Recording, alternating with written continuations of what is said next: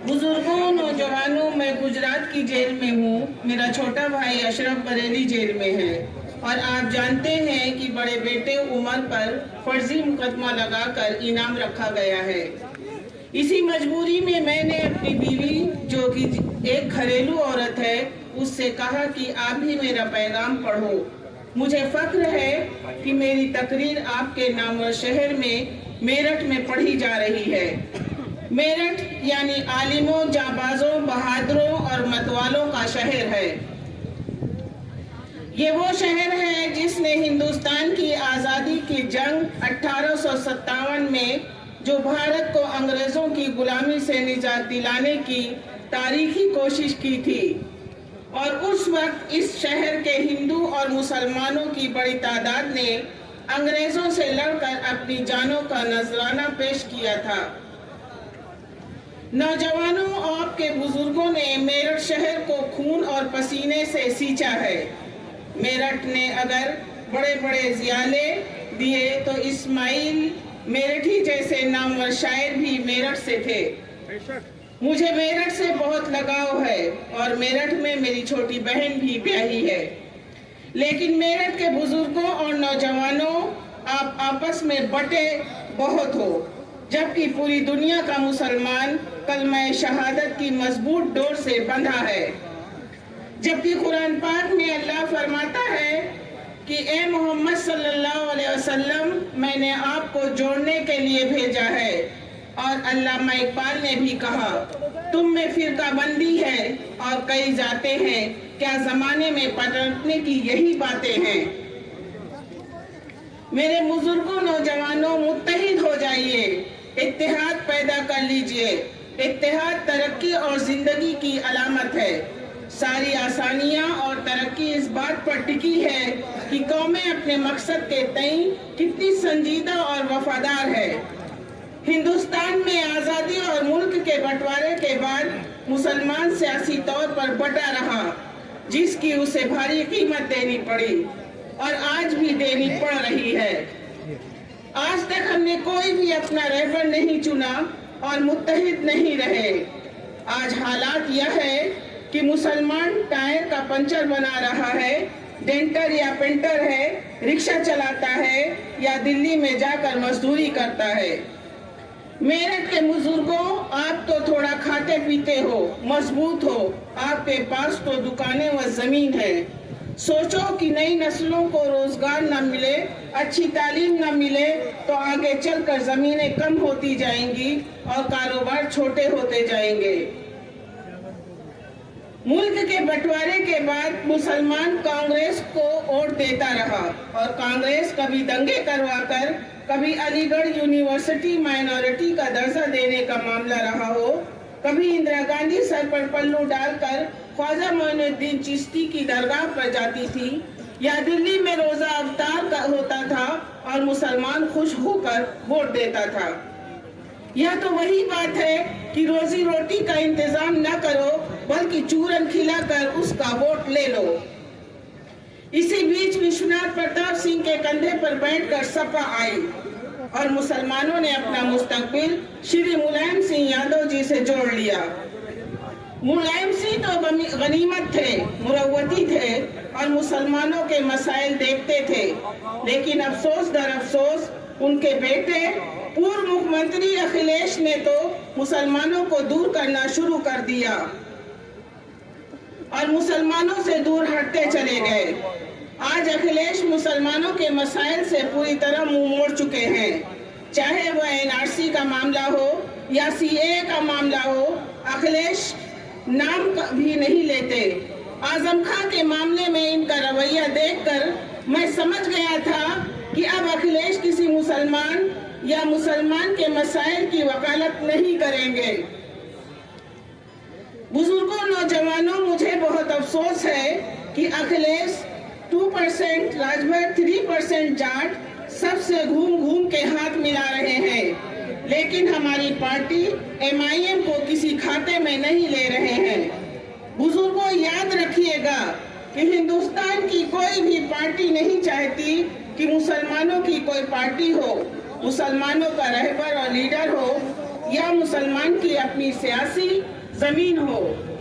हम 30 करोड़ से ऊपर हैं। हम उत्तर प्रदेश में हम 20 से 22% हैं। बुजुर्गों, 75 साल की आजादी में हमने अपना कोई नेता नहीं बनाया, अपना कोई अमीर नहीं चुना, जबकि अल्लाह के रसूल ने कहा है कि अगर सफर में भी हो तो भी अपना अमीर चुन लो।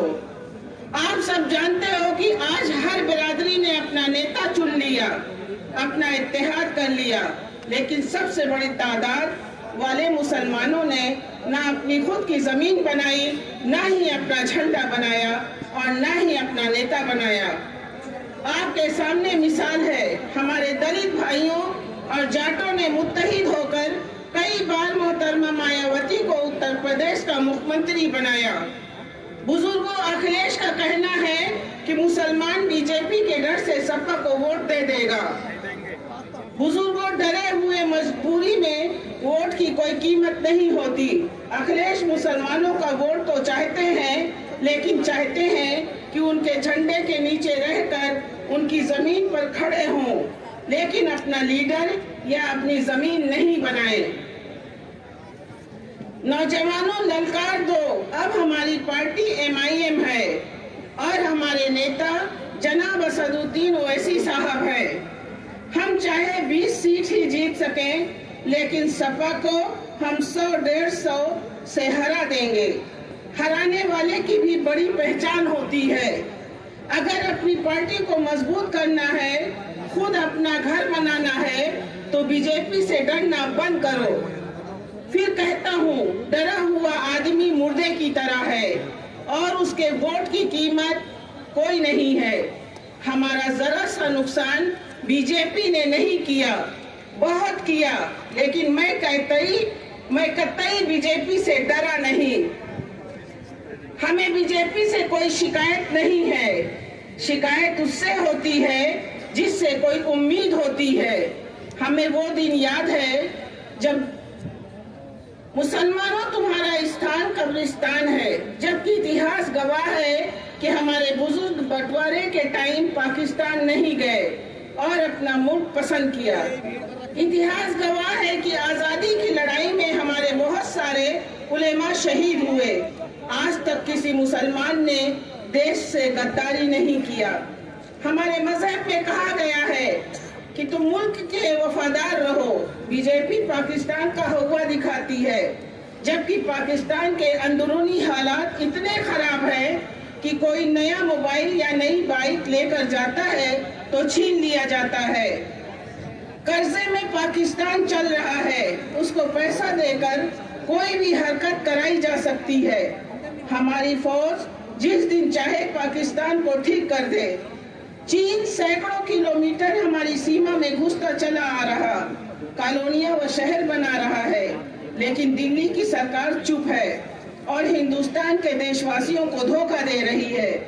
हम संविधान के दायरे में रहकर अपना हक और हिस्सा मांग रहे हैं, जिसकी संविधान हमें इजाजत देता है। हमारी तादाद के हिसाब से हमें नौकरी दो, हमें फौज में हिस्सेदारी दो।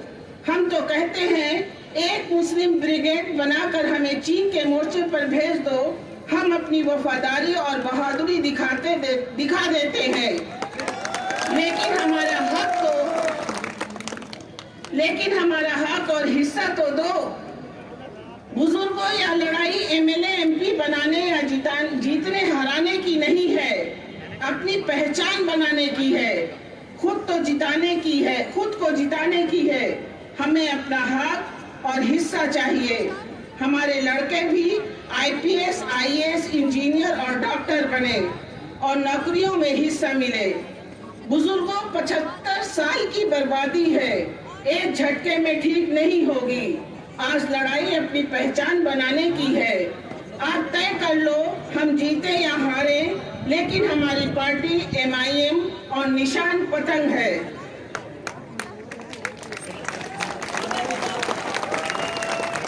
नौजवानों, मैं फिर कह रहा हूँ कि जीते चाहे 10-20 सीट, लेकिन इनको 100-150 सीटें हरवा दो, जिससे हर पार्टी MIM को देखने को मजबूर हो जाए।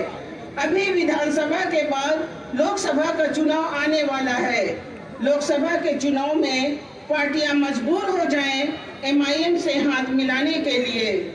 सोचो, जब अकेले हमारे नेता असदुद्दीन ओवैसी साहब पूरी पार्लियामेंट को मजबूर कर देते हैं उनकी बात सुनने की, तो जब उनके पीछे MIM के 20 सांसद और खड़े होंगे और सरकार बनाने और बिगाड़ने की हैसियत में होंगे, तो इंशाअल्लाह ओवैसी साहब हमारा हिस्सा ले लेंगे। बुजुर्गों, नौजवानों, मैं जानता हूँ कि आपकी ख्वाहिश है कि अपनी पार्टी होनी चाहिए।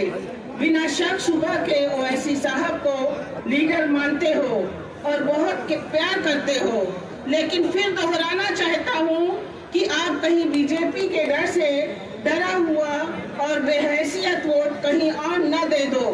इससे आपकी पार्टी कमजोर हो जाएगी, आप कमजोर हो जाओगे, आने वाली नस्लें कमजोर हो जाएंगी। बीजेपी को हमने नहीं जिताया, हमारे हिंदू भाइयों ने जिताया, और यह महंगाई, बेरोजगारी, किसान उत्पीड़न से हमारे हिंदू भाई ही बीजेपी को हराएंगे। हमें तो अपनी पार्टी मजबूत करना है। बुजुर्गों, यह 75 साल की बर्बादी, गुमराही व डर है। हो सकता है एक झटके में न खत्म हो, लेकिन आपको मुत्तहिद होना है, इकट्ठा होना है, मायूस नहीं होना। मायूसी होना कुफ्र है। अगर अल्लाह ने एक लायक और फायक लीडर दिया है और लीडर ने हैया अलल फलाह की सदा बुलंद की है कि सलाहियत और कामयाबी के रास्ते पर आओ, तो ऐ लोगों, ओवैसी साहब के साथ खड़े हो जाओ। ओवैसी साहब के बारे में मैं कहूँगा, मसहल हमें जानो फिरता है फलक बरसों, तब खाक के पर्दे से इंसान निकलते हैं।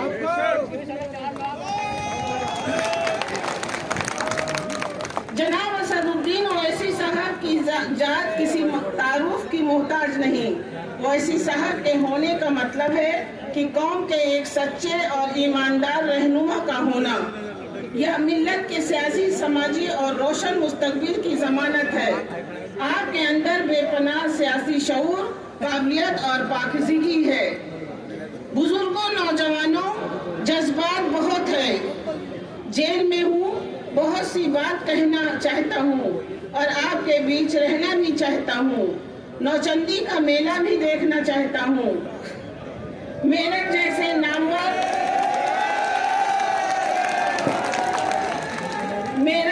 नामवर और जियालों के शहर की खिदमत भी करना चाहता हूँ, लेकिन डरता हूँ कि आप जातों में बहुत बटे हो, जो कतई तरक्की की राह नहीं है।